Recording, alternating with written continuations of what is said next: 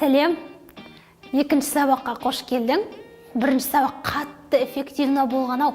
Біраз чаттардағы балалар жазып жатыр. Енді бір қатты ұялған балалар болса жекеме жазып жатыр. Ұялып керек емес.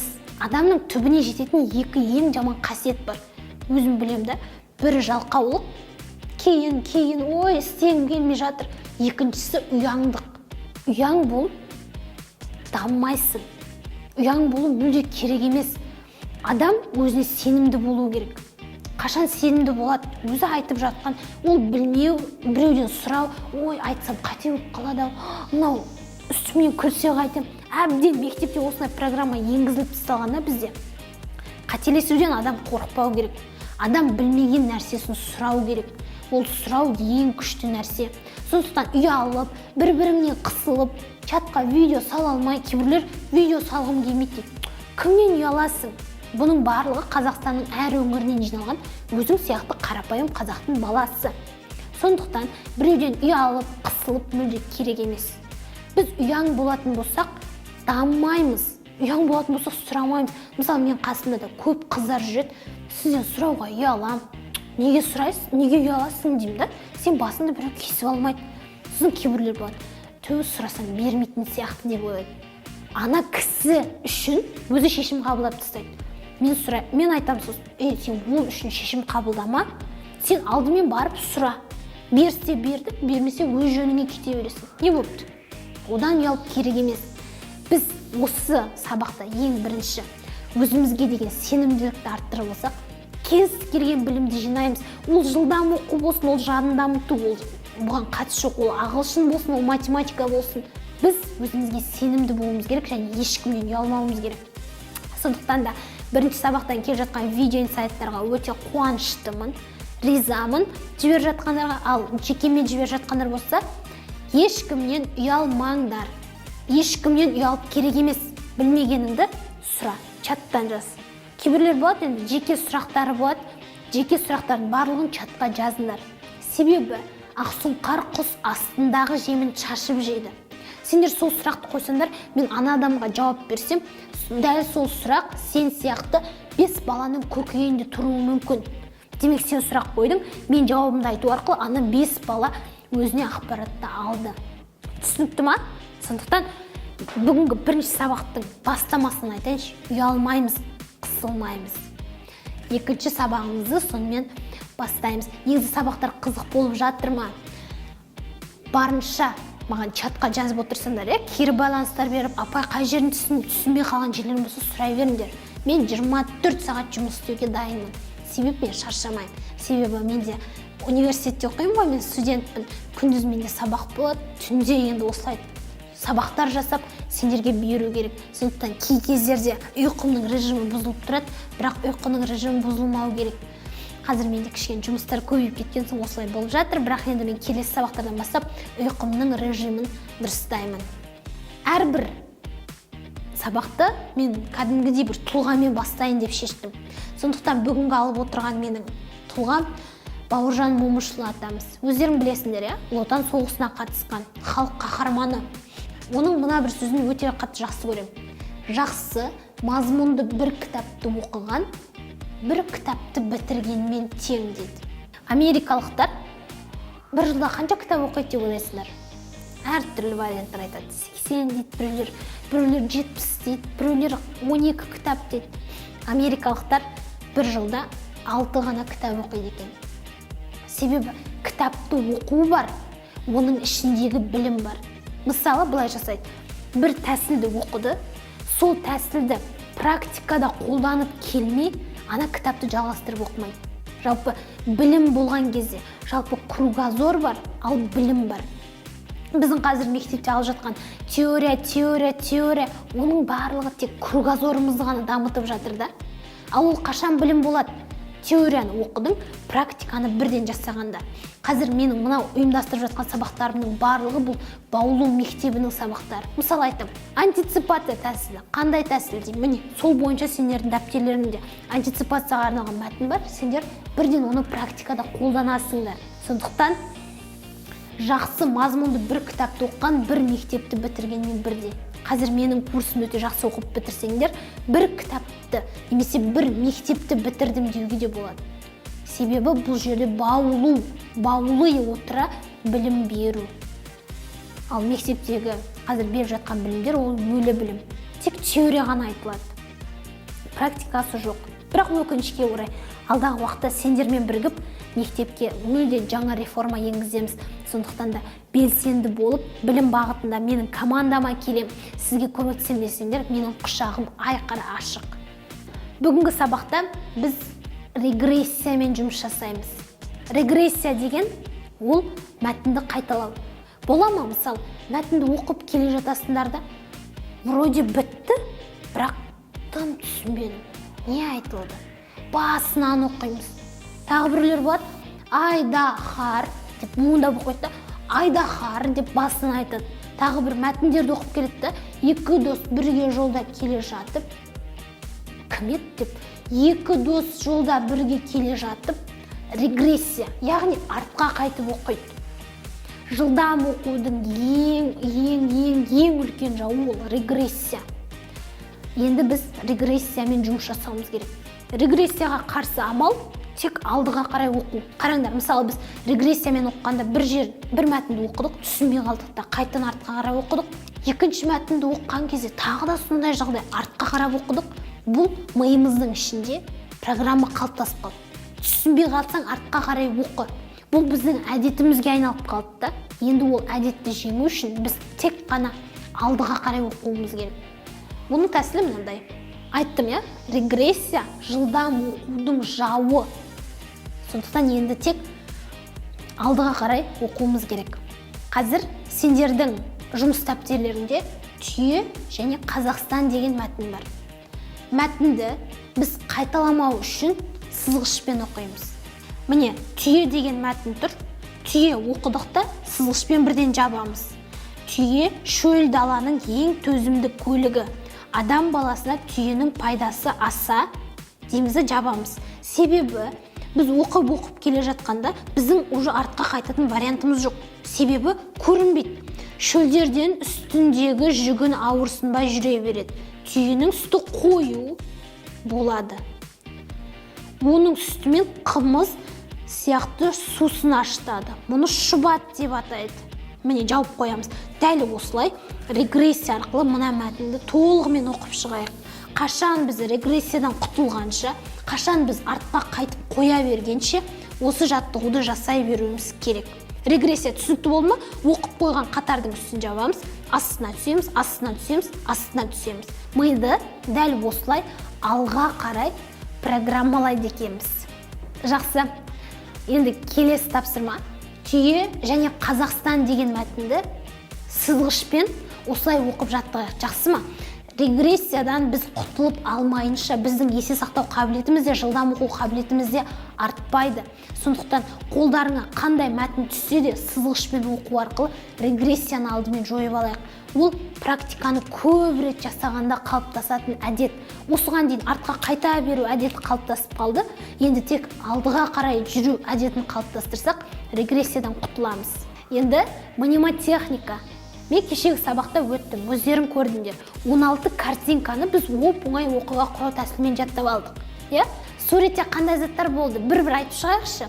Бірінші, кружка, тоты құс, теледидар, орам жапырақ, сарымсақ, корабль, баклажан, бургер, диван, самолет, зонтик, носки, кресло болды, жүзім болды, бақа, тарақ болды. Жалпы 16 суретті біз осылай айтып бердік. Бұл мнемотехника, оқиға құрау арқылы есте сақтау. Енді қазір міне сендердің алдарыңа 10 сөз шығып тұр. Осы 10 сөзге сендер оқиға құраңдар. Домбыра. Домбыра қандай? Домбыраны елестетеміз, кезегі сезім мүшемізбен.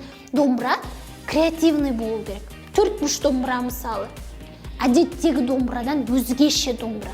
4 бұрыш домбыра ағаштан емес, ол шыныдан жасалған домбыра. Креативке шектеу жоқ. шыныдан жасалған домбыра, алтыбақанда әдемі қыз етіп елестетуге болады. Домбыраны бір шыныдан жасалған, галстук тағып алған жігіт ретінде елестетуге болады. Дәл осылай бір-бірінен оқиға құрап алып сөздерді рет-ретімен есе сақтап қаламыз. Домбыра алтыбақанға барды, екеуі алмұрттың үстінде качелияға мініп серуендеді. Сосын не істейді? Ары қарай ол сендердің креативтеріңе байланысты. Енді менің креативім шексіз, мен айта беруім мүмкін, бірақ ол кезде сендер дамымайсыңдар. Адам даму үшін әркімнің креативі әртүрлі. Сондықтан мына 10 сөзге жасалған өздеріңнің креативті оқиғаларыңды видеоға түсіру арқылы сөздерді рет-ретімен чатқа жіберетін боламыз. Ал мына сөздерге оқиға құрастыруға мен сендерге 2 минут уақыт берем. Сонымен уақыт кетті.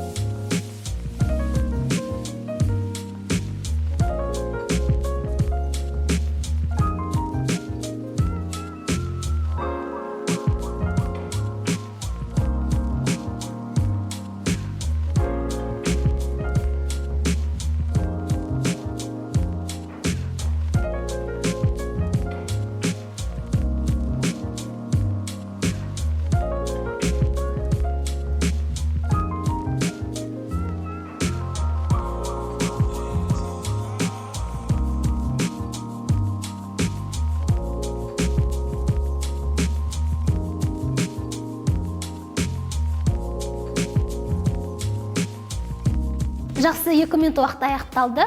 Енді өздеріңнің қандай оқиға құрастырғандарыңды чаттан көретін болам. Креативке шектеу жоқ. Креативті дамыту керек. Ол үшін тек қана шын өмірде емес, оны басқаша елестету арқылы оқиғалар құрау керек. Оны сендер чатқа жібересіңдер, мен тексеріп жауабын айтам. Кеттік. Регрессияны жоюдың жолдары. Алдымен қаламмен оқу. Яғни қатар өздерің қазір қаламмен оқып жүрген шығарсыздар. Екіншісі сызғышпен оқу. Яғни оқыған жаңа көрсеткенде түйен оқыды қой, үстін жауып. Дәл солай сызғышпен оқу немесе қолмен оқу. Қолмен оқу.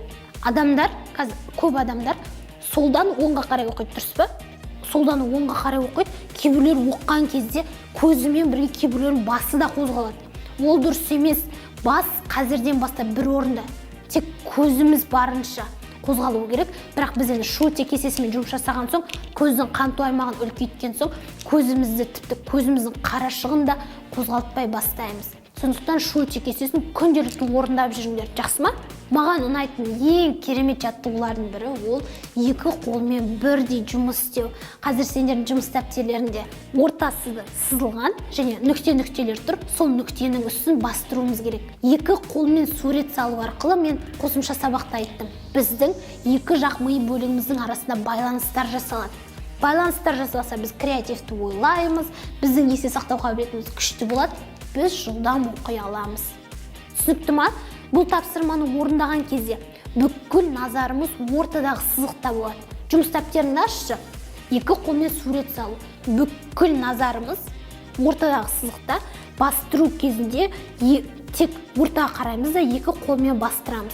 Әрине, бастапқы кезде біздің сол жақ қолымызда сыртына шығып кетеді, шимай шатпақ, дұрыс емес болып қалады.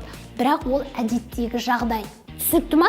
Адам үйренеді. Сендер бұны бірінші рет жасайын деп жатырсыңдар.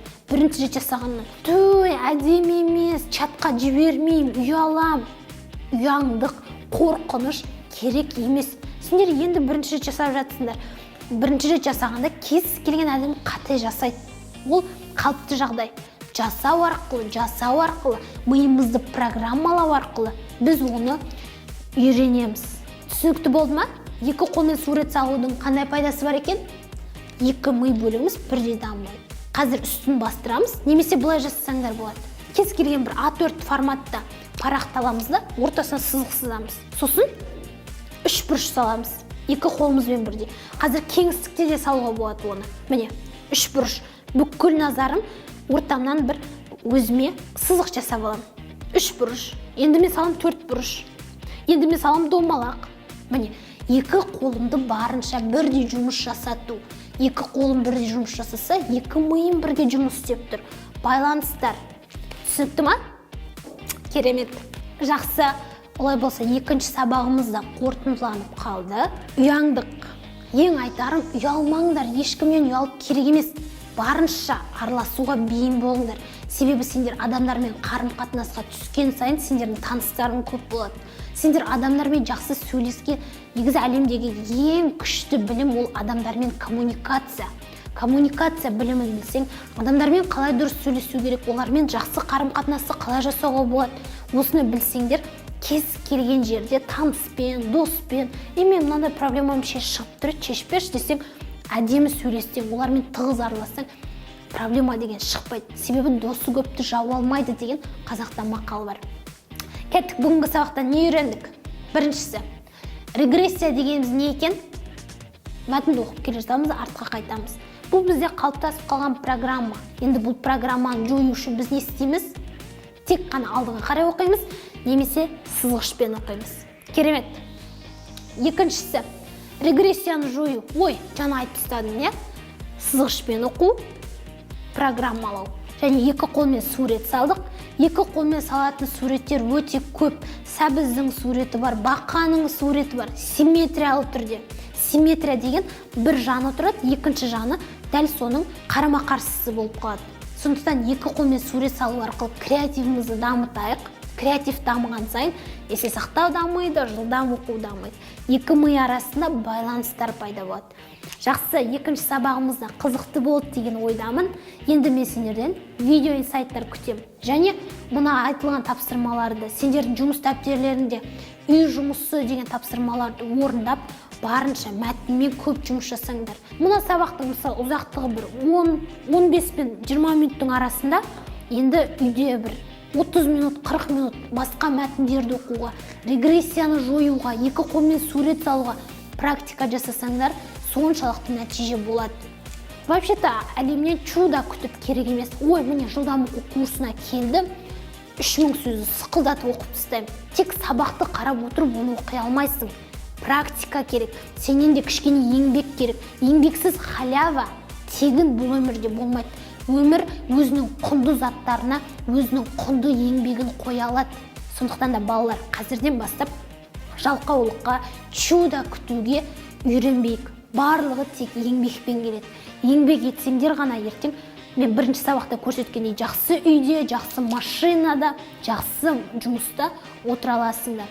Жақсы, осымен екінші сабағымыз аяқталды. Енді үшінші сабаққа дейін бай-бай.